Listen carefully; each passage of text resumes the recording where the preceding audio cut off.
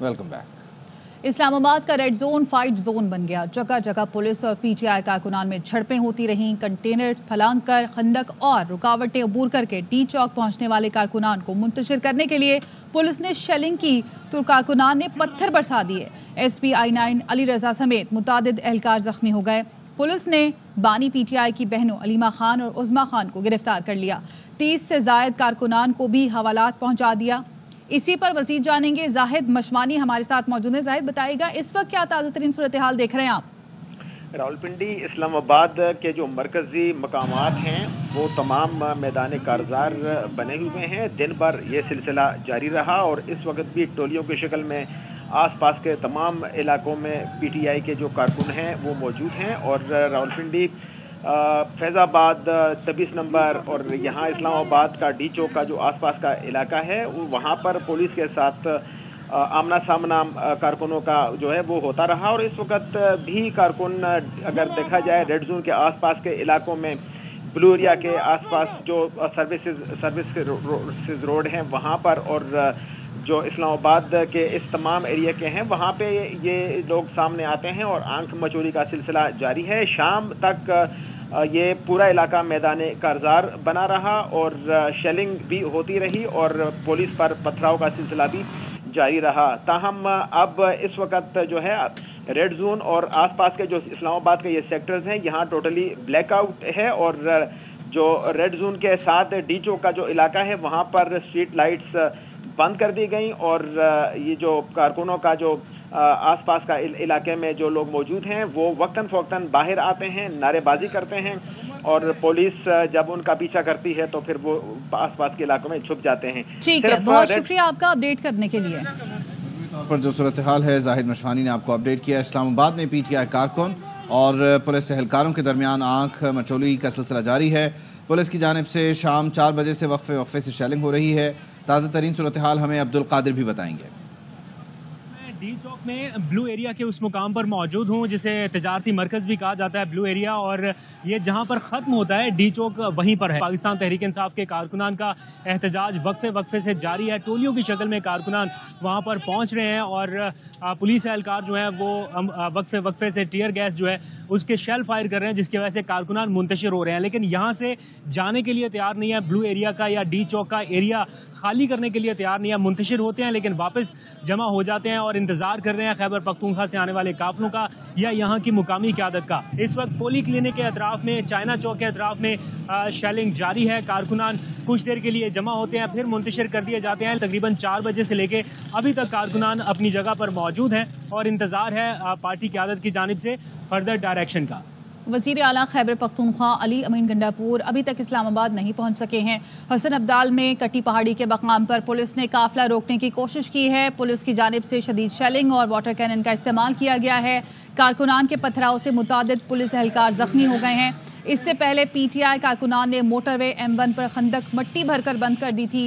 भारी मशीनरी की मदद से कंटेनर हटाकर बुरहान इंटरचेंज क्रॉस किया था। वज़ीर आला खैबर पख्तूनख्वा ने ARY से गुफ्तगू में इल्ज़ाम लगाया कि पंजाब पुलिस उनके काफिले पर सीधी फायरिंग कर रही है। गिरफ्तार और जख्मी कारकुनान का हिसाब लेंगे। 3 दिन भी लग जाएं तो डी चौक लाजमी पहुंचूंगा।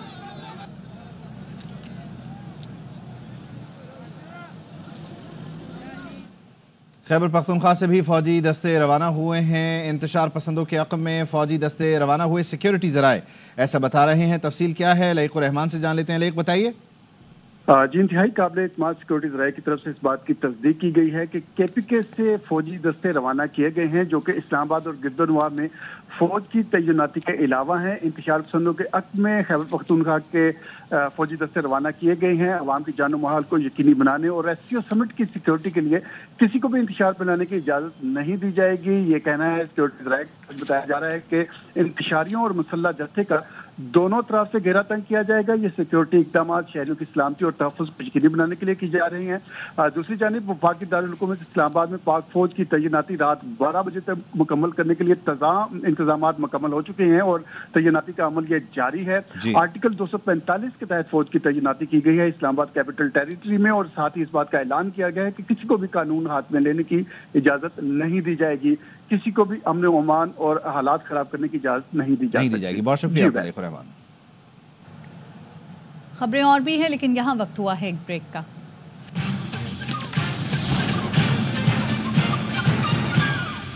Welcome back. पाकिस्तान और भारत के दरमियान बर्फ पिघलने लगी। भारत अपने वजीर खारजा को पाकिस्तान भेजेगा। जयशंकर की क़यादत में भारतीय वफ़द SCO समिट में शिरकत करेगा। तर्जुमान भारतीय दफ्तर खारजा ने बताया, जयशंकर 15 और 16 अक्टूबर को इस्लामाबाद में होने वाले शंघाई ताउन तंजीम सरबराही इजलास में भारत की नुमाइंदगी करेंगे। जयशंकर के दौरे पाकिस्तान में 2 तरफ़ा मुलाकातों की तफसील कुछ दिन में जारी की जाएगी। भारतीय वज़ीर ख़ारिजा जयशंकर का पाकिस्तान का ये पहला दौरा होगा। पाकिस्तान ने भारत को SCO सरबराही समिट का दावतनामा भेजा था। मलेशिया के वजीर आजम अनवर इब्राहिम दौरे पाकिस्तान मुकम्मल करके रुखसत हो गए। वजीर आजम शहबाज शरीफ ने मोअज़्ज़ज़ मेहमान को नूर खान एयरबेस से रुखसत किया।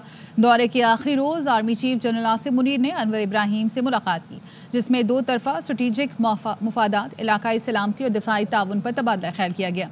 मलेशियन वज़ीर आज़म ने इलाकाई अमन इस्तेहकाम में पाकिस्तान की अफवाज के किरदार को सराहा। दहशत गर्दी के खिलाफ जंग में पेशा वराना महारत और कुर्बानियों का एहतराफ़ किया। मलेशियन वज़ीर आज़म ने आर्मी चीफ को मलेशिया के दौरे की दावत भी दी। आर्ट्स काउंसिल कराची में वर्ल्ड थिएटर फेस्टिवल का 9वां दिन। जापान से फनकार भी पहुंच गए और आते ही बिरयानी के फ़ैन हो गए। मजीद बता रहे हैं चांद नवाब। कराची में जो है वर्ल्ड फेस्टिवल का आज 9वां दिन है और कराची में रौनकें बहाल हुई हैं। ये नौजवान देखें खुशियां मना रहे हैं, डांस कर रहे हैं, भंगड़े डाल रहे हैं। इनसे बात करेंगे। हमारे कराची में फेस्टिवल हो रहा है, हम लोग बहुत एंजॉय कर रहे हैं। अल्लाह हो रहा है। 40 से ज्यादा ममालिक के फनकार पाकिस्तानी फनकारों के साथ मिलकर अपने अपने ड्रामे पेश कर रहे हैं। Thank you. My name is Dr. Babulet. What you take from which country? France. We speak English tonight, especially for you. Assalamu alaikum. I came Osaka, Japan.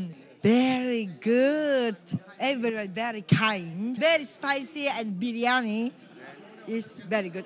Milk tea. Shukriya. गैर मुल्की तो इतने मदा हो गए पाकिस्तानी खानों से कि वो कहते हैं कि हमें लगता ही नहीं है कि ये हम किसी दूसरे मुल्क में आए। पाकिस्तान के लोग बड़ा प्यार और मोहब्बत करते हैं। जी खबरें और भी हैं, लेकिन यहाँ वक्त हुआ है एक ब्रेक का।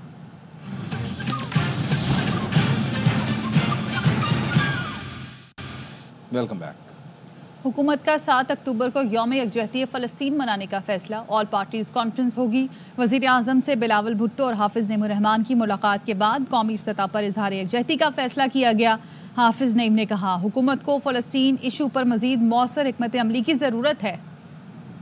हम तमाम जमातों से मुलाकात कर रहे हैं तो हमने हुकूमत से भी ये कहा कि गजा के हवाले से 7 अक्टूबर को यौम यकजहती गजा हुकूमत इसको अनाउंस करे। हमने फैसला किया है कि 12 बजे पूरे पाकिस्तान से हम अपील कर रहे हैं कि वो बाहर निकलें, अपने दफ्तरों से, अपने स्कूलों, कॉलेजों, यूनिवर्सिटियों से इज़हार यकजहती करें। हुकूमत ऐलान करेगी तो हम इसको बहुत बखुशी कबूल करेंगे। जमहूरी आज़ादियों की बात की है। ईरान के रहबर आला आयतुल्लाह अली ख़ामनाई ने इसराइल पर हमला जायज़ करार देते हुए कहा, ज़रूरत हुई तो मुस्तक़बिल में भी कार्रवाइयाँ करेंगे। तेहरान में 5 साल बाद नमाज जुमा के इज्तिमा से खिताब करते हुए ख़ामनाई ने कहा, इसराइल मुसलमानों का मुश्तरका दुश्मन है। उम्मत मुस्लिमा को इसराइल के ख़िलाफ़ मुत्तहिद होना होगा। मुसलमानों को अफ़गानिस्तान से यमन, ईरान से गज़ा और लबनान तक दिफाई लाइन बनाना होगी। गजा के बच्चों को मौत का इतना यकीन है कि वो वसीयतें लिख रहे हैं। 2 दिन पहले इसराइली बमबारी से 10 साला राशा और उसका भाई अहमद शहीद हो गए। माँ बाप ने मलबे से लाशें निकाली तो राशा की लिखी वसीयत भी मिल गई। मज़ीद खबरें इस ब्रेक के बाद। हमारे साथ रहिए।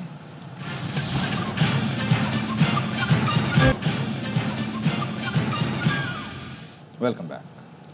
विमेंस T20 वर्ल्ड कप में कौमी टीम का शानदार आगाज। श्रीलंका को पहले मैच में 31 रन से शिकस्तें दी।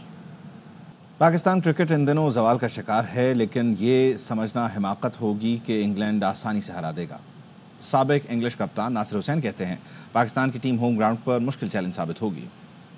Pakistan are always a mercurial side that have ups and downs, but at the moment they're on a real low in all formats. But you'll be a fool to say going to Pakistan and winning is an easy job to do. They're a very proud cricketing nation. They won't like the slump that they're in, and they will still be a force at home. So I think all eyes will actually be on Pakistan. Can they up their game? इसके साथ ही news bulletin से फिर वक्त इतना ही।